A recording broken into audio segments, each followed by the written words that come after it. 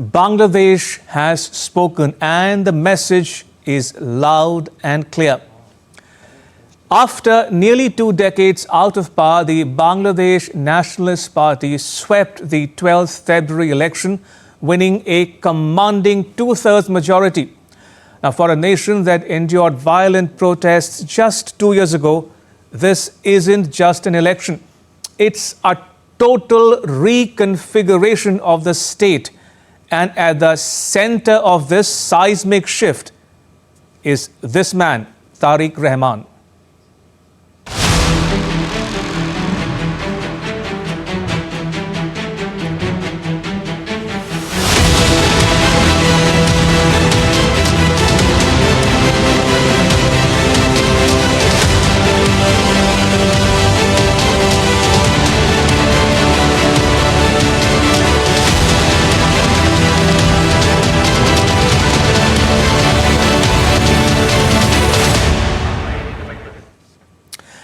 Now, Tariq Rahman is the son of the late Prime Minister Khalida Zia and the late President Zia-ur-Rahman, who founded the BNP in 1978. Often dubbed the Dark Prince of Bangladeshi politics, the 60-year-old heir to the Zia political dynasty is now the Prime Minister-elect. So he's part of a political dynasty that has shaped Bangladesh for decades. Rahman entered politics in the early 2000s, rising quickly to become the BNP's senior vice chairperson during his mother's tenure as Prime Minister between 2001 and 2006. Accused of corruption, bribery and involvement in a 2004 grenade attack, he spent 18 months in prison before going into self-imposed exile in London in 2008, citing political persecution. From there, he ran the party remotely, keeping it alive through video links while his mother faced legal battles. He returned to Dhaka in December 2025. His political debut was striking, though. He won from both the seats he contested, Dhaka 17 and Bogura 6. So Rahman's journey to this moment has been anything but smooth. But the question is, can Tariq Rahman deliver? Can he balance ties with India, Pakistan, China and the US? Can Bangladesh build inclusive growth without slipping back into turmoil? Will minority and women's rights be protected? Is Bangladesh heading towards a bipolar contest between BNP and Jamaat-e-Islami? And is the Jamaat happy to bide its time? Will the newly formed National Citizen Party survive? And last but not the least, will the army stay in barracks? Now, Bangladesh sits in a tricky spot, sandwiched as it is between India and China, with Pakistan and the US in the mix. So Rahman faces a high-stakes balancing act. Now, ties with India reached a new low after the 2024 ouster of Sheikh Hasina. While India historically had frosty ties with the BNP, Prime Minister Modi was quick to congratulate Rahman, signaling an eagerness to reset ties. As Bangladesh's largest trading partner, China has already been cultivating ties with new political players to ensure that its development assistance and investments remain secure. Now, for China, Bangladesh is an important node in the Belt and Road Initiative and a strategic presence along the Bay of Bengal. And then there is the US, which has pushed for democratic reforms. And as far as Pakistan is concerned, it can be expected to make a significant push for renewed support, capitalizing on public displays of affection. Bangladesh has recently deepened its defense ties with Pakistan, resumed direct trade for the first time since the 1971 Liberation War, and resumed regular military exchanges. Professor Dilwar Hussain from the University of Dhaka describes the outcome of the election as a new turning point in crafting bilateral ties with India and Pakistan. He tells the Qatar-based Al Jazeera TV news channel that the continuing India-Pakistan hostility and China-India rivalry may remain critical determinants of Bangladesh's foreign policy moves in its neighborhood. A former Bangladesh Foreign Minister, Iftikhar Ahmed Chaudhry, expects the BNP to stabilize relations with India, with which Bangladesh shares nearly its entire land border. He tells the Singapore-based CNA that weaker countries in the international system like Bangladesh need to link up and build a web of interactions with other actors in order to strengthen itself and obtain prosperity, stability and security. So the challenge really for Rahman is to be pragmatic.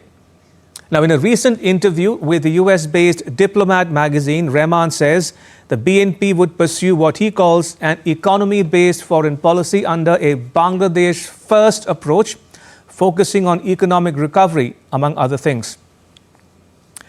In other words, he is signaling a balanced approach. Think of it like a trapeze artist, swinging between maintaining strong trade ties with India while courting Chinese investment for infrastructure and warming up defense links with Pakistan after years of chill. Now, the US, for one, wants Dhaka to counter Beijing's influence, so expects some diplomatic acrobatics. If Rahman pulls it off, Bangladesh could emerge more stable and prosperous. If not, old rivalries could flare up. That's not all. This wasn't just a vote for a leader. It was a vote for a new system altogether. Alongside the parliamentary election, Bangladesh held a landmark referendum on the July Charter. Voters have endorsed sweeping democratic reforms. The referendum mandates the establishment of a neutral interim government for all future elections, a two-term limit for the Prime Minister, restructuring the parliament into a bicameral legislature, that is, adding an upper house, increasing the representation of women, strengthening judicial independence, and increasing presidential powers, among others.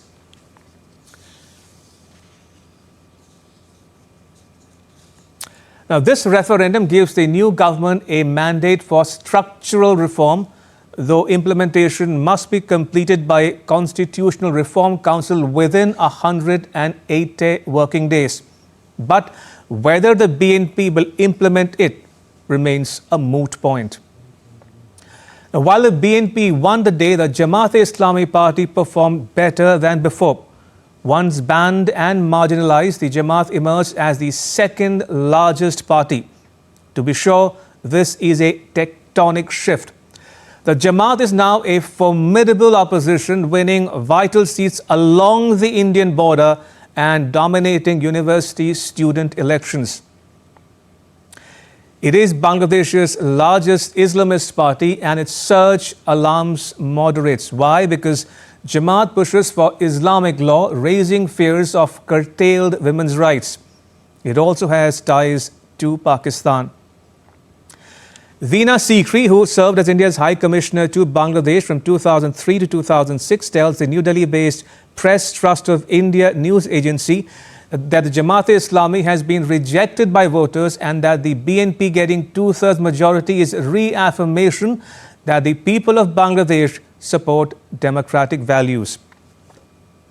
In contrast, the Gen Z who sparked the 2024 protests faced a harsh reality check.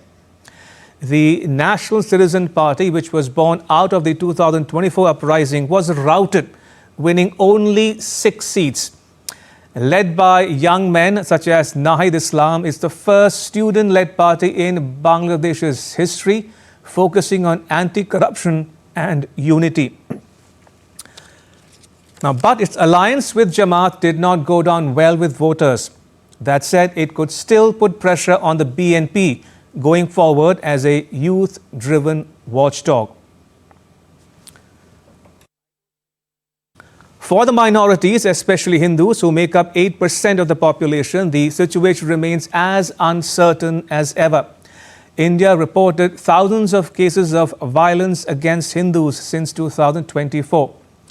Tens of Hindus have been killed and the situation remains alarming.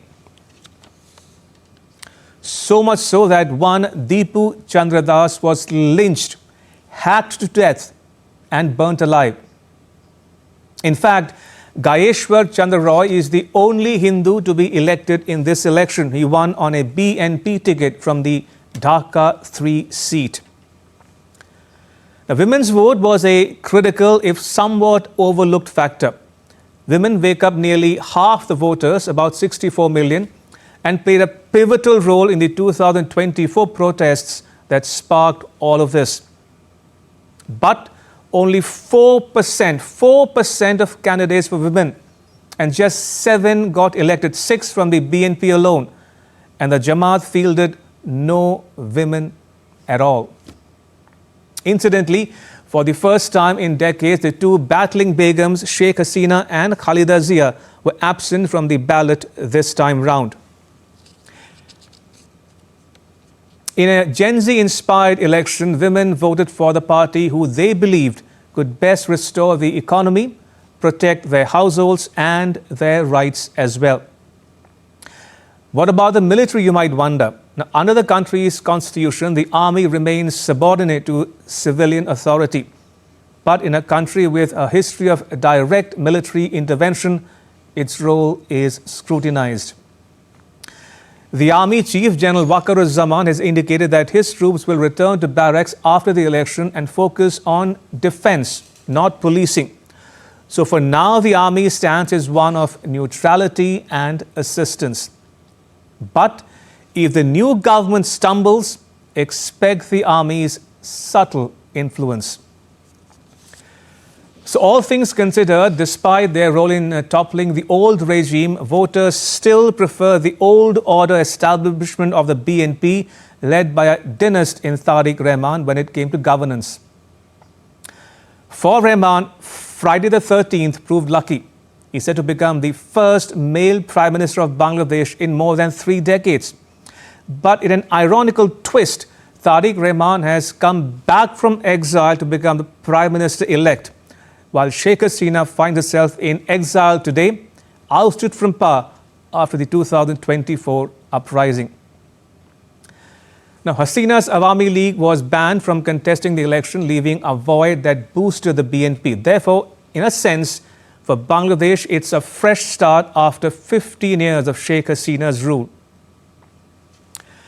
Clearly, Bangladesh stands at a crossroads. The journey towards a durable democracy has only just begun.